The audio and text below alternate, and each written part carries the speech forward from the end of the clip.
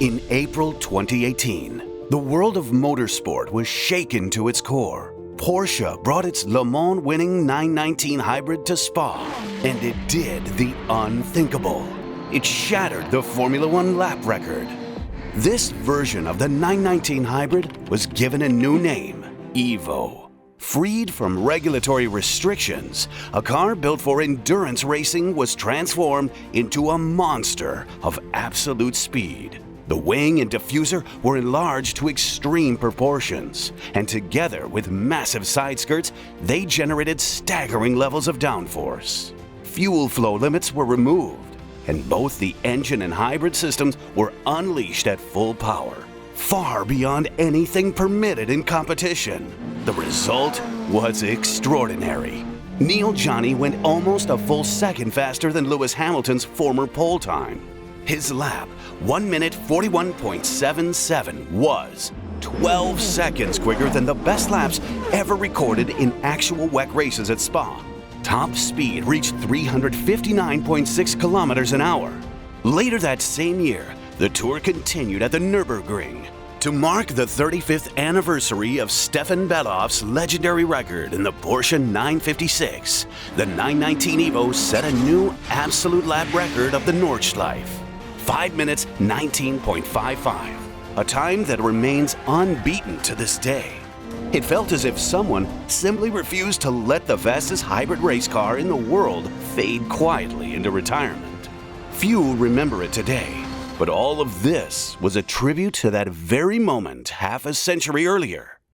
In August 1975, Mark Donohue climbed into the Porsche 91730, itself already stripped of any competitive stage, and headed to the Talladega Oval to challenge the world lap speed record.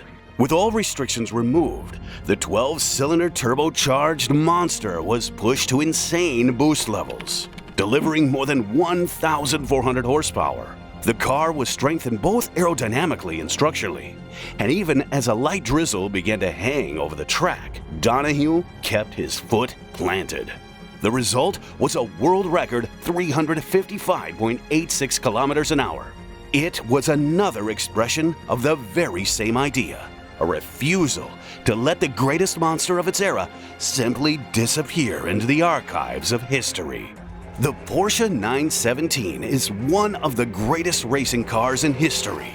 Trace Porsche's championship lineage backward, from the 919 to the 962C, the 956, the 936, and it becomes clear that the true origin of its glory lies with the 917. Its enormous headlight eyes, the iconic Gulf blue, the martini stripes, the bold liveries that defined the 1970s. Everyone knows them. The car is respected, admired, endlessly reproduced in images and models around the world. And yet, at the beginning of its career, it was raw and unstable.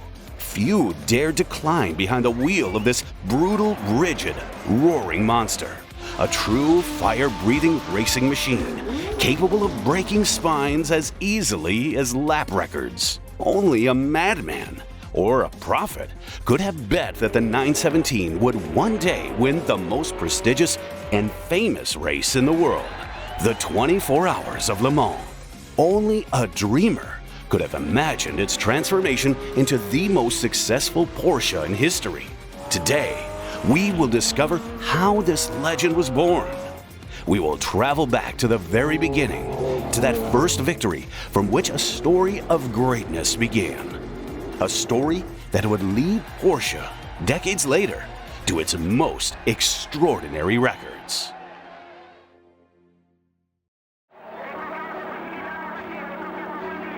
The 24 Hours of Le Mans was never just a race. Formerly, yes, it was a round of the World Sports Car Championship, one among many. But in reality, Le Mans had always existed apart, above championships, above seasons. A carnival of speed, roaring at full throttle from Saturday to Sunday evening, generously rewarding its most devoted fans with emotions.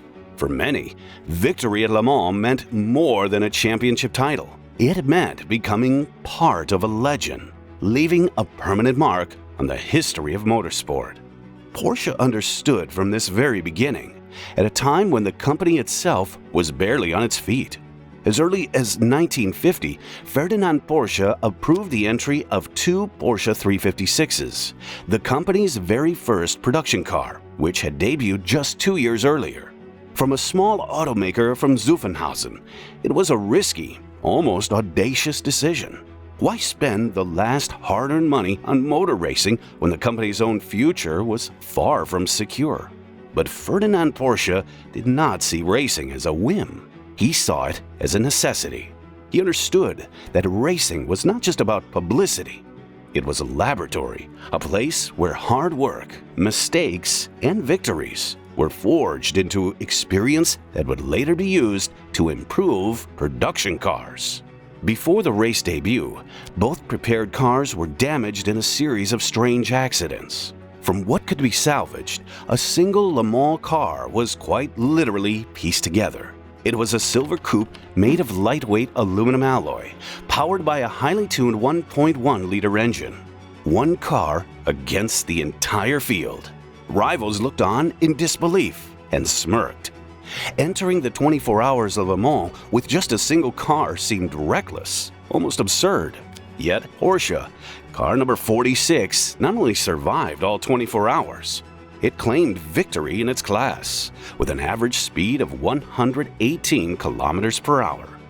That first victory was more than just a success. It was a sign. It marked the beginning of a tradition that would shape Porsche's destiny for decades to come, turning Le Mans into the most important race of the company's calendar. Sadly, Ferdinand Piëch himself passed away in January 1951 and did not live to see the success he had set in motion. His son, Ferry Porsche, carried on his father's legacy, continuing the company's commitment to the 24 Hours of Le Mans as a tribute to his memory. As the years passed, that dedication to Le Mans began to pay dividends. In 1955, the Porsche 550, competing in the under 1.5-liter class, achieved a remarkable result by finishing 4th overall at Le Mans. For a small displacement car, it was almost unthinkable, and it became the first clear signal that Porsche was capable of challenging far larger rivals. Its successor, the Porsche 718 with a 2-liter engine, cemented that level of performance, establishing Porsche as a constant presence near the top of the timing sheets. The next major step was the 904 Carrera GTS. With it, Porsche made its debut in Group 3 GT, completing the transition from modified production cars to purpose-built racing machines. Soon after, the Porsche 906 marked the company's first deliberate move into Group 4 sports cars, a lightweight, purely racing category where compromises were becoming fewer and fewer. The true turning point came in 1968. The FIA limited Group 6 prototypes, which did not require production cars for homologation, to 3-liter engines, while Group 4 retained its strict requirement of 50 built cars, but was allowed engines of up to 5 liters. Ferrari, unhappy with changes that outlawed its 4-liter prototypes, withdrew from the championship. Porsche, by contrast, saw an opportunity in the absence of a dominant rival. The company prepared the new 908, a 3-liter prototype powered by an air-cooled flat engine, and entered it for the season. The 908 showed enormous potential and became the most formidable weapon Porsche had ever fielded up to that point. But standing in its way once again was a proven adversary. The 5-liter Ford GT40 of JW Automotive Engineering entered in Group 4. Porsche had to settle for a podium finish, once again stopping just short of its ultimate goal. This was no longer defeat through weakness. It was a clash of philosophies. Motorsport history is ruthless. It doesn't remember those who were rational, only those who were first. Ferrari, Jaguar, Ford, their names stood at the top of the overall standings, while Porsche was increasingly close, but never quite there. And then, at that very moment, the rules changed.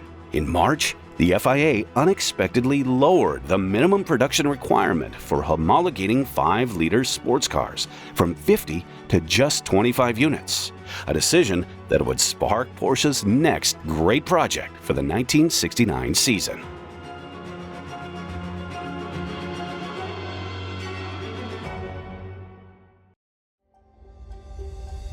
The changes introduced by the FIA weighed heavily on Porsche's leadership.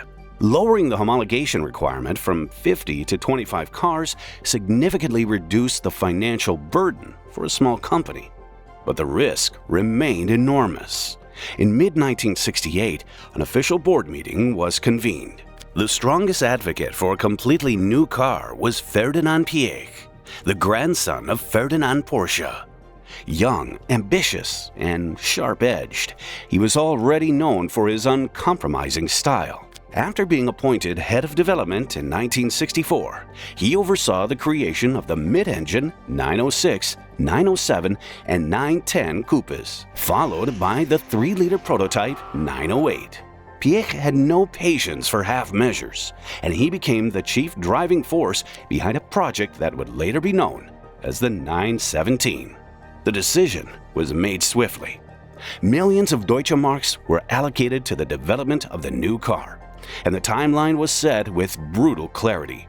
Within 10 months, 25 cars had to be ready for official FIA inspection.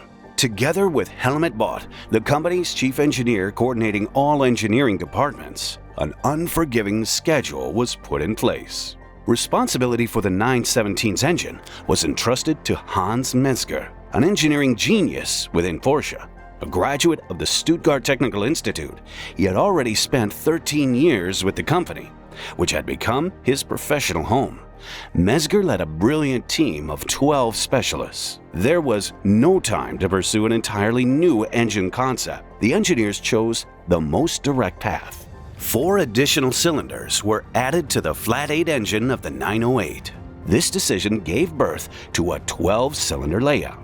Although the 4.5-liter engine did not use the full 5-liter displacement allowed by the regulations, calculations pointed to more than 500 horsepower, significantly more than the production-based V8 of the Ford GT40 that had won Le Mans that year before. The cooling system remained true to Porsche tradition, air-cooled with a powerful fan moving up to 2,400 liters of air per second at high engine speeds. The chassis was developed in parallel under the responsibility of 27-year-old Helmut Fliegel. As a starting point, Porsche used the aluminum space frame of the 908. Everything else was stripped of weight without mercy. Titanium in the suspension and steering, magnesium in housings and wheels. The goal was brutally simple: the highest possible power-to-weight ratio. Porsche later went even further, experimenting with an ultralight magnesium frame, almost a third lighter than aluminum. The drivers were kept in the dark. Magnesium offered a major weight advantage, but it burned like a flare. Wind tunnel testing helped refine a silhouette that still, at its core, followed the lines of the 908, resulted in a drag coefficient of 0.33. An outstanding figure for a car of this size. During testing overseen by Peter Falk, head of Porsche's pre-production and racing department, the 917 was exactly as the engineers had predicted, blistering fast on the straights, but in the corners it became a nightmare. The car could suddenly snap into either oversteer or understeer, and drivers never knew what to expect from the next turn. Behind the wheel, it was a constant fight, correcting, counter-correcting, holding the car on a knife's edge. Everyone understood that an enormous amount of work still lay ahead. Initially, Porsche planned to homologate the 5-liter sports car by April 1st. But when FIA inspectors visited the Porsche factory on March 20th, they found only 3 completed cars, 8 more in various stages of assembly, and piles of loose components. A month later, 25 Porsche 917s were lined up at the factory, and homologation was finally granted. Yet the rush was impossible to hide. These cars were still far from race-ready. The 917 project had been conducted under strict secrecy right up until its unveiling on March 12, 1969, at the Geneva Motor Show. The reaction in Geneva was almost one of shock. No one had expected Porsche to reveal an entirely new racing car. The 917 was ready to astonish the world, but not ready to win. Ahead lay its most difficult test of all: competition.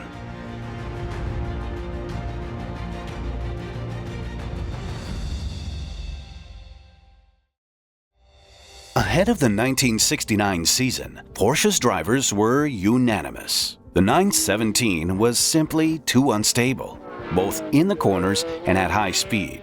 Instead, they preferred the proven and predictable 908. For the engineers, this was an alarming signal, and the work to refine the car began in earnest. The primary focus was placed on rear-end aerodynamics. The long-tail version unveiled in Geneva, the 917 LH, from the German Langheck Longtail, allowed unprecedented straight-line speeds, but stability was the price to be paid. Even movable aerodynamic elements, which adjusted their angle in response to suspension movement, only partially mitigated the problem. In the end, it was decided that the long-tail version would be used exclusively at Le Mans. For all other races, Porsche had prepared the short-tail 917K from the German Kurzheck short-tail. Its rear bodywork followed the shape of the 908 and, according to calculations, promised significantly greater stability on twisty circuits. As a result, on May 11th, at the 6th round of the World Sports Car Championship, the 1,000 kilometers of Spa-Francorchamps, Porsche entered two short-tail 917s. But persistent rain throughout the race weekend made proper setup impossible. And in the end, only the crew of Gerhard Mitter and Udo Schutz took the start. The debut was over almost instantly. Right off the line, Mitter made a mistake during a gear change, over-revved the engine, and it failed. The 917 was out on the opening lap. 2 weeks later, the short-tailed 917 took the start at the 1,000 kilometers of Nürburgring. The narrow twisting circuit was clearly ill-suited to the car, but the race was a home event for Porsche.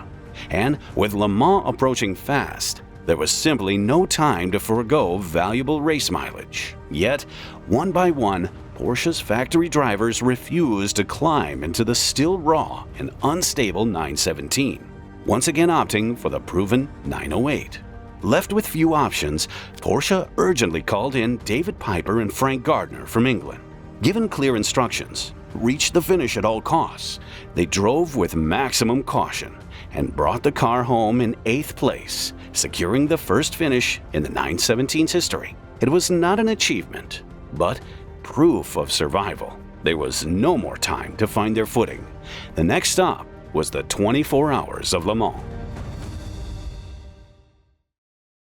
On the eve of Le Mans, company head Ferry Porsche approved the entry of 5 cars. 3 long-tail 917s. 2 of them were driven by experienced crews: Stommelen, Ahrens, and Elford Atwood. The third was purchased by wealthy entrepreneur John Wolf, who was about to take the wheel of his own car for the very first time, a machine that he had bought for 140,000 Deutsche Marks. The remaining 4 cars were the proven long-tail 908s, which by then had already secured Porsche the championship title. By the numbers, 7 Porsches were on the grid. Piëch merely smiled. Strictly speaking, it's still only 5. The 908 of Siffert Redman and Wolf's 917 are entered by private teams. But this was never meant to be a battle fought by Porsche alone. The opposition arrived at Le Mans with a truly formidable lineup.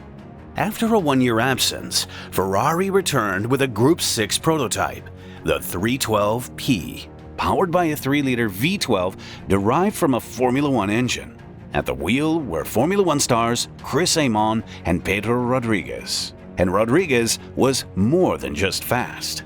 The year before, he had already won Le Mans behind the wheel of a Ford GT40. The Commendatore was preparing for this race with utmost seriousness, and not without reason. He considered Le Mans to be his territory. From 1960 to 1965, Ferrari had won here 6 years in a row, a record that for a long time seemed untouchable. Although the GT40 already looked like a car from a fading era, 5 of them were still entered at Le Mans. 2 were fielded by John Wyer's JW Automotive team, wearing the iconic Gulf livery. One of those cars was to be driven by another Formula One driver, Jackie Ickx.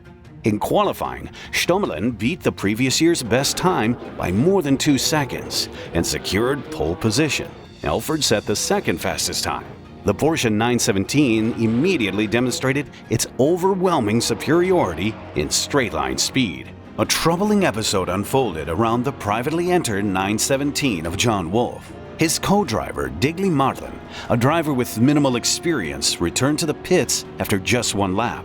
Visibly shaken, he said aloud what others preferred not to voice. "I can't control this 917. It's too fast for me." Wolf was left without a partner, and Porsche stepped in. Herbert Linge, a master test driver and veteran of the racing department, was assigned to the crew. It was Linge who set the qualifying time that allowed Wolf's car to start from 9th on the grid. The cars lined up on the main straight for the traditional Le Mans start. Before the start, Helmut Bott gave Stommelen and Elford a brief warning.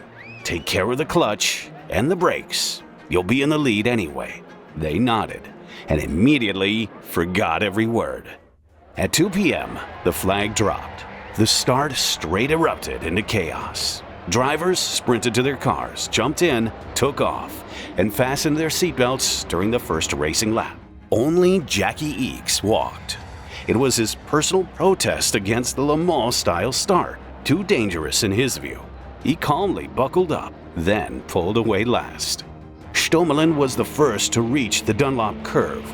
Wolf also made a brilliant start and immediately tried to make up positions.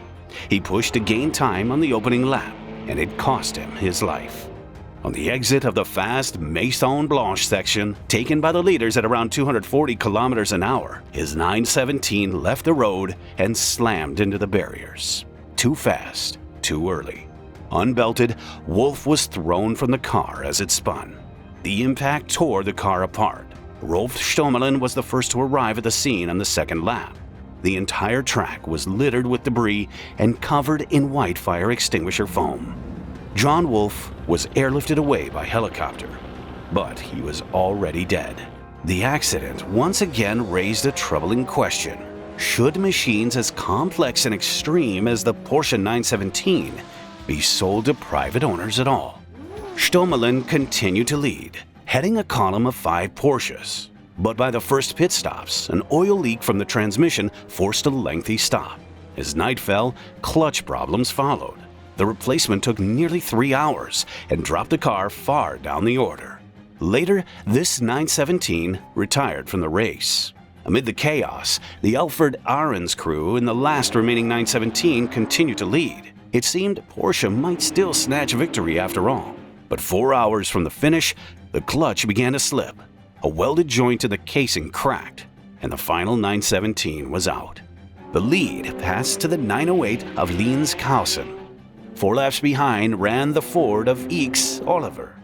The gap looked insurmountable, but Helmut Bott liked to say, "The divine service isn't over as long as the choir is still singing." 15 minutes later, a phone rang in the Porsche pits. A direct line from the end of the Mulsanne straight. "Kausen has stopped," Falk said briefly, then hung up.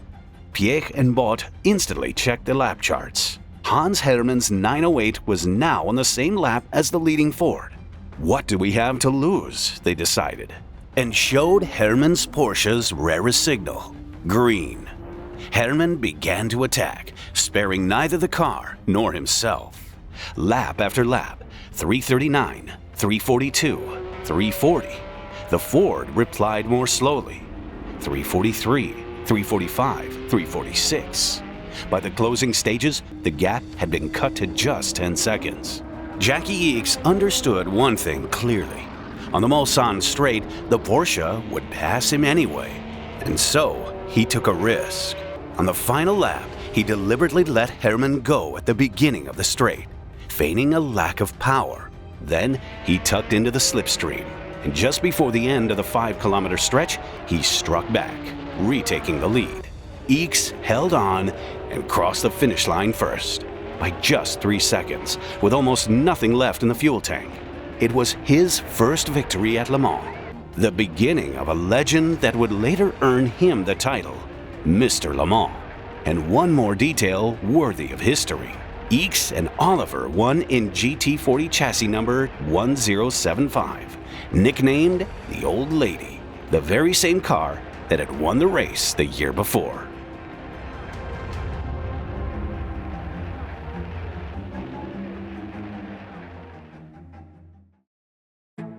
By the end of the 1969 season, the Porsche 917 finally claimed its first victory at the 1,000 kilometers of Zeltweg in Austria. The car had proven that it could win. All it still needed were improvements in stability and reliability. But the dramatic failure at Le Mans called the very purpose of the 917 program into question. The enormous costs and the car's dangerous image irritated the company's leadership. Ferry Porsche made his position clear. In 1970, a full factory racing program was no longer desirable. His dissatisfaction with his overly ambitious nephew became increasingly evident. Ferdinand Piëch had no choice but to comply. The decision was radical. To save the project, a separate racing structure was required, independent from Porsche's core factory operations. Porsche would provide technical support, while a partner team would take care of everything else: logistics and customs, race strategy, testing new components, and preparing the cars. Even smoothing things over between drivers' wives and girlfriends when tensions arose. In simple terms, a semi-works partnership was born. Surprisingly, the restructuring proved unproblematic, especially since not long before the FIA had approved a change without which modern motorsport is now impossible: full-scale advertising on racing cars. It was a sharp shift in direction. Sponsors appeared almost immediately, first from the automotive industry, and soon after, money began flowing from tobacco and alcohol giants. The first partnership Porsche chose to pursue was with JW Automotive. John Wyer's British team, twice victorious at Le Mans with the Ford GT40, was entrusted with running the factory-prepared Porsche 917 in the 1970 season. Ferdinand Piëch's thinking was straightforward. If Wyer, the old fox, can win with outdated Ford machinery, then with the 917 he can achieve even more. Gulf's reaction, however, was far less enthusiastic.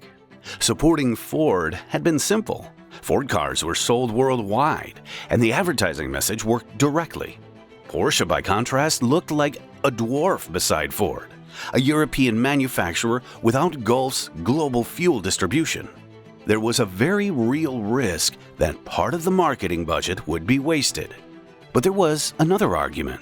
If the 917 were to win at Le Mans, Monza, and Daytona, with Gulf on board, pure victory psychology would take over.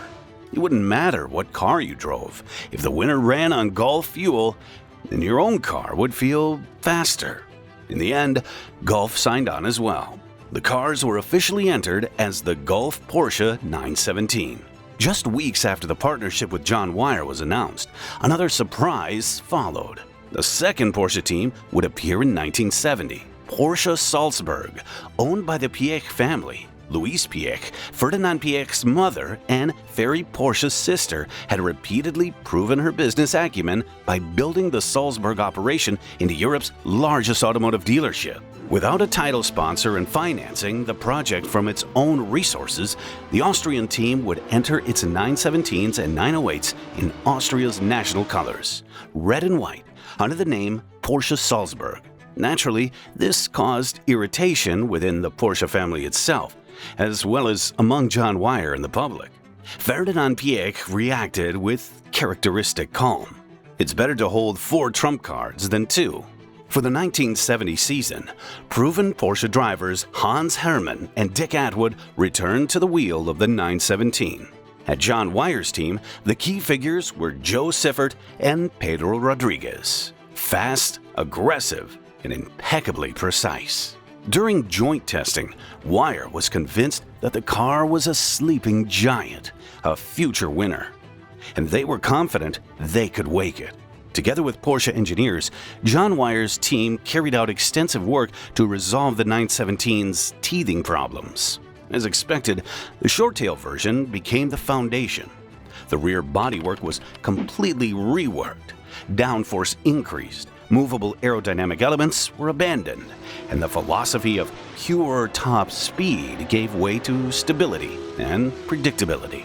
Engine, transmission, and brakes received improved cooling and greater durability, while in parallel, a 4.9-liter engine was prepared, right up against the limits allowed by the regulations.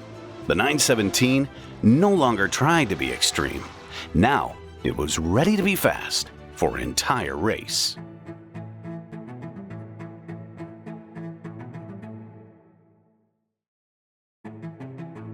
Porsche had never prepared as thoroughly as it did for the 1970 season. After the failure at Le Mans, the company returned with a deeply reworked 917.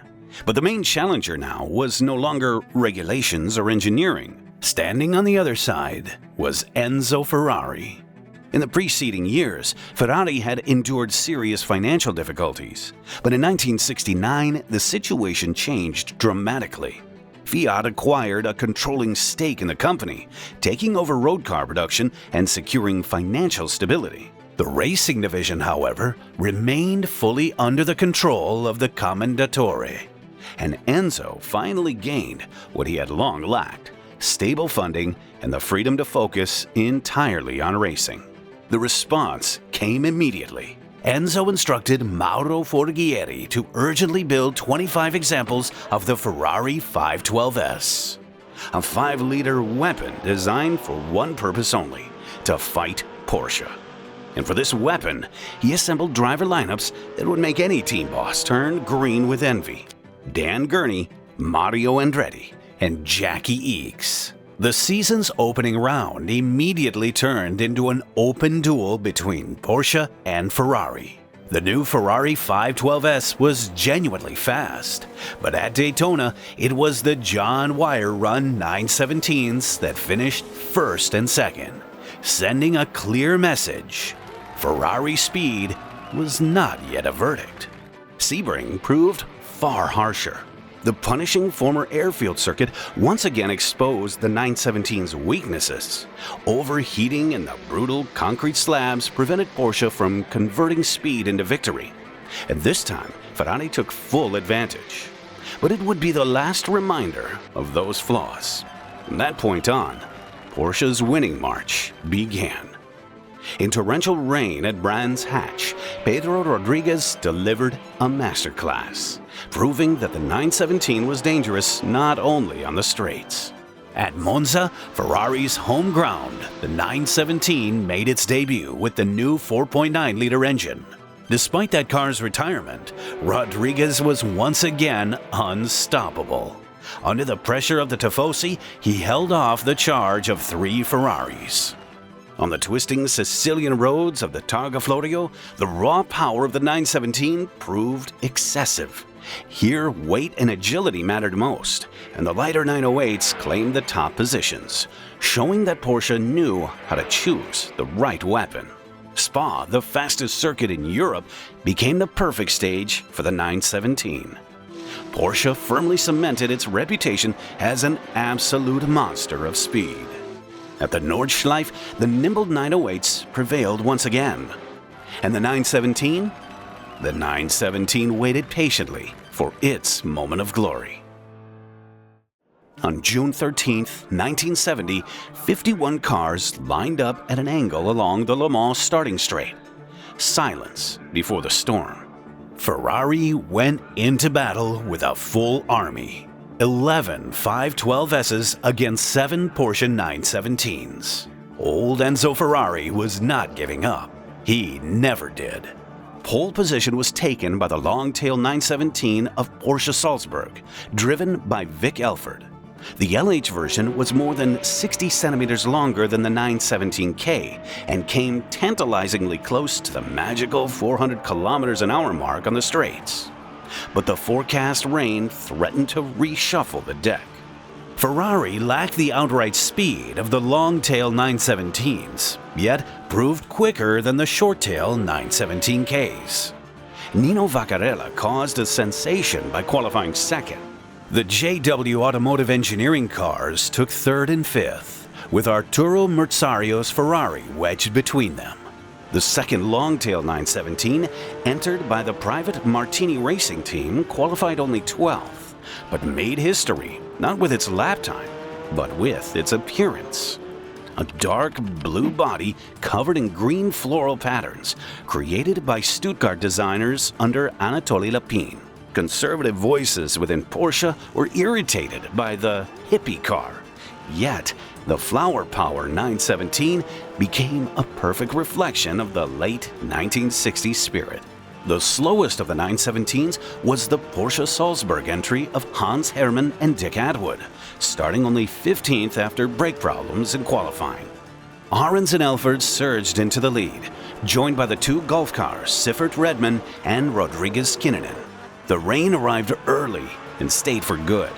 The circuit became slippery and unforgiving. Ferrari began to fall away. By midnight, from Enzo's entire armada, only Jackie Ickx's car remained in genuine contention. Up front, 5 Porsche 917s were already running together. The Ahrens-Elford crew stayed in the fight until the 17th hour when a valve spring failed. And here, it's worth acknowledging a hard truth. Porsche's alpha males, Siffert, Rodríguez, and especially Elford, almost always drove too fast. At least in a 24-hour race, it simply wasn't necessary. But within Porsche, there was evidently no one capable of restraining the excessive egos of these old warriors. And in the end, a different approach prevailed. Hans Herrmann drove a different race. Cautious, calculated. After the first hour, he was running only 9th. But by the 11th hour, the red and white Porsche Salzburg 917K had taken the lead and would never relinquish it. Herrmann was supremely cautious. Memories of the previous year surfaced of Ickx passing him at the finish. But this time, the rivals were far behind. He listened for the slightest sign of trouble. 7 oil pumps had to keep working. The long chrome nickel crankshaft with its 6 journals and 8 main bearings could not fail now. Every nut and every bolt had to hold. When Hans Herrmann crossed the finish line at 16:02 on Sunday afternoon, the sky broke into warm sunlight. The rain was gone. Golden rays cut across the circuit, and the victorious 917, as if under a symbolic blessing. It was Herrmann's 13th start at Le Mans, and immediately after the win, he announced his retirement from motorsport. At 42, he could hardly have chosen a more fitting farewell. Winning all but one round of the 10-race season, Porsche crushed its rivals. This was the year Porsche was finally recognized as a full member of motorsport's top league. No one spoke of cute little cars anymore. There was nothing little about a 600 horsepower, 12-cylinder monster capable of 380 kilometers an hour. Nothing little about a company that had won the manufacturer's championship. And certainly nothing little about a victory at Le Mans. In 1970, Porsche became a giant. With the victory at Le Mans in 1970 and the World Championship secured, Ferdinand Piëch had achieved everything he set out to do. By the end of the season and on the threshold of 1971, all the foundations for Porsche's continued success were firmly in place. As before, John Wyer remained the preferred partner. At the same time, the Porsche Salzburg team brought its brief racing chapter to a close. At the end of 1970, its cars were sold to Martini Racing. For the 1971 season, the core Gulf lineups were built around the pairings of Siffert Bell and Rodríguez Oliver. At Martini Racing, Vic Elford teamed up with Gerard Larousse, while the second car was driven by Helmut Marko and Gijs van Lennep. Ahead of the 1971 season, Porsche was no longer chasing numbers, only cold, methodical engineering evolution. The car no longer intimidated its drivers. The 917 had become a truly versatile racing machine. Derek Bell later recalled, "In 1970, I raced the Ferrari 5S12 alongside Ronnie Peterson. The gearbox was crude, the rear end started to weave around 350 kilometers per hour, and the steering was heavy. But just a year later, in the 917, driving became a genuine pleasure. Light steering, smooth gear changes, outstanding stability. You could just feel how much engineering effort had gone into this car." In the hands of experienced drivers, the Porsche 917 quickly conquered circuits around the world. During the 1971 season, Porsche was effectively without rivals. The 917 won at Daytona, Spa, and Monza under Rodríguez Oliver, at the Oostenrijkring with Rodríguez and Atwood, in Buenos Aires, Siffert and Bell, and at Sebring, Elford and Larousse. The search for the perfect long-tail continued, and proved so successful that even John Wyer agreed to run the new version at Le Mans. It was with the 917 that racing aerodynamics took a colossal leap forward, unmatched either before or since. The old rule, "if it looks right, it must be right," was finally discarded. From that point on, efficiency and slicing through the air mattered more than the beauty of the lines. The most radical expression of this philosophy was the 917-20, a grotesque parody of the 917 itself, with bodywork widened to such an extent that even the wheels struggled to be properly managed by the airflow. For Le Mans 1971, the car was painted pink and covered with labels marking cuts of meat: neck, loin, ribs, snout, ham. It looked absurd, and the crowd loved it. According to Ferdinand Piëch, the Pink Pig was his favorite 917. At Le Mans in 1971, Porsche won exactly as expected, and without serious difficulty. There was only one surprise. Every favorite running the long-tail versions dropped out of the race. Once again, the second victory of the 917 on the Sarthe circuit was claimed by the short-tail version, the 917K, driven by Helmut Marko and Gijs van Lennep. Only after the finish did Dr. Marko learn from Piëch that he had spent the entire race at the wheel of a car built around a magnesium space frame. The winning years could have continued, but the FIA, likely alarmed by Porsche's dominance, decided that from the 1972 season onward, 5-liter cars would no longer be allowed. The era of the Porsche 917 in the World Championship and at Le Mans had come to an end. In 21 starts, the 917 scored 15 victories, and remarkably, every single one of them was achieved with the short-tail version. After the FIA restrictions came into force, Porsche had no intention of stopping. Quite the opposite. It broke loose, but this time in a different series, on the other side of the Atlantic. A new chapter was about to begin: Can-Am. The Canadian-American Challenge Cup was a competition unlike any other. Founded in 1966, it was defined by an extraordinary simplicity of rules and almost no technical restrictions.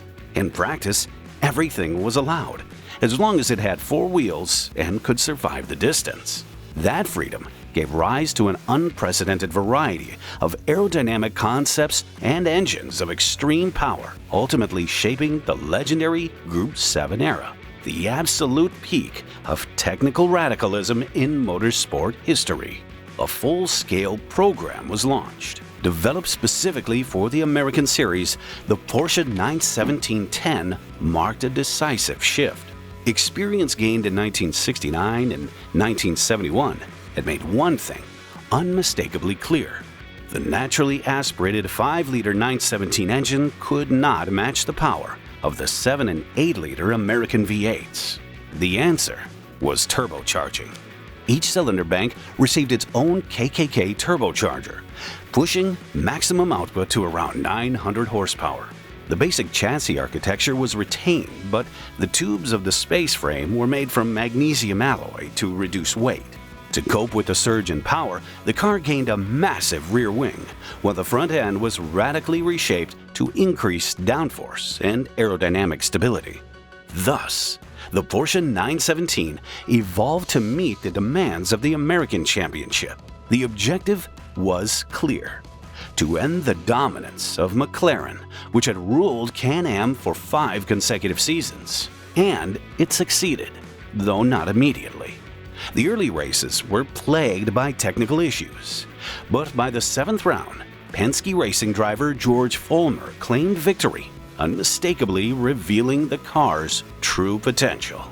From that moment on, Porsche seized firm control of the series. The turbocharged 91710 revealed its extraordinary potential, claiming 5 victories, while George Follmer went on to become the Can-Am champion. In 1973, Porsche pushed even further, unveiling the 91730, the final and most radical evolution of the project. With its displacement increased to 5.4 liters, the engine delivered around 1,100 horsepower in race trim. Combined with massive aerodynamic surfaces and a lightweight chassis, the car proved nearly unstoppable on American circuits. Mark Donohue made his debut behind the wheel of the 91730 in the opening round of the 1973 Can-Am season at Motorsport. He immediately secured the pole position, although his race ended early after a collision with a slower car. What followed was a display of absolute dominance. Donohue won the remaining 6 rounds, facing virtually no opposition. It all seemed too good to last. Amid growing complaints from rival teams, and under the pretext of the 1974 energy crisis, the SCCA introduced fuel consumption limits that effectively eliminated the 91730 from contention. Within a year, the Can-Am series itself would never fully recover. After its competitive career came to an end, the Porsche 917 did not immediately fade into retirement. A machine created to win could not simply disappear. In 1975, fate granted it one final appearance. Not for titles, not for points, but for history. In the early 1970s, the organizers of Talladega Superspeedway invited drivers from around the world to attempt a world record for the fastest lap on a closed circuit. For the run, Porsche chose the 91730, the very car that had dominated Can-Am and was effectively driven out of the series by its own superiority. Behind the wheel sat Mark Donohue, a driver perfectly suited to the task. The 91730 was prepared specifically for Talladega. Its 5.4-liter flat-12 twin-turbo engine was fitted with intercoolers and pushed far beyond race trim. Porsche spoke of roughly 1,230 horsepower, though on the dyno, the numbers reportedly frightened even the engineers. The car weighed around 800 kilograms. This was no longer a racing car. It was an experiment. The run itself was anything but an easy ride. At speeds beyond 350 kilometers an hour, the 91730 was nervous, hypersensitive to the smallest steering input. Donohue would later admit that the hardest part was not mechanical, but psychological. It was a matter of belief. Belief that the car really could make the turn flat out. He would lift, force himself back on the throttle, and with every lap, step beyond what seemed possible. The final result entered history: 221.16 miles per hour, or 355.86 kilometers per hour, a world record for the fastest lap on a closed circuit. On the straights, speeds exceeded 380 kilometers an hour. It was a triumph in the finest tradition of the Roman Empire, not in the heart of battle, but after it, like a ceremonial victory procession. But the legacy of the 917 did not end there. After the project was completed, Ferdinand Piëch was forced to leave Porsche amid growing tensions within the family. His path continued at Audi, where he would spark yet another revolution, Quattro, reshaping rallying and motorsport forever. Other engineers who stood at the origins of the 917 went on to shape Porsche's future. Helmut Bott and Peter Falk were instrumental in the creation of the 959, the all-wheel drive Porsche that conquered the Dakar, and the 956 and 962, machines that became worthy successors to the 917 at Le Mans. Today, Porsche stands as the most successful manufacturer in the history of the 24 Hours of Le Mans. 19 overall victories have made that record untouchable. And even if recent attempts have not ended in triumph, Porsche's story has never been a straight line. The 917 taught the company its most important lesson. When rules stand in the way, you outlast them. When an era ends, another begins. And perhaps somewhere in the corridors of Zuffenhausen, a new machine is already taking shape. One that will one day make the world hold its breath once more. A worthy successor to the Porsche 917.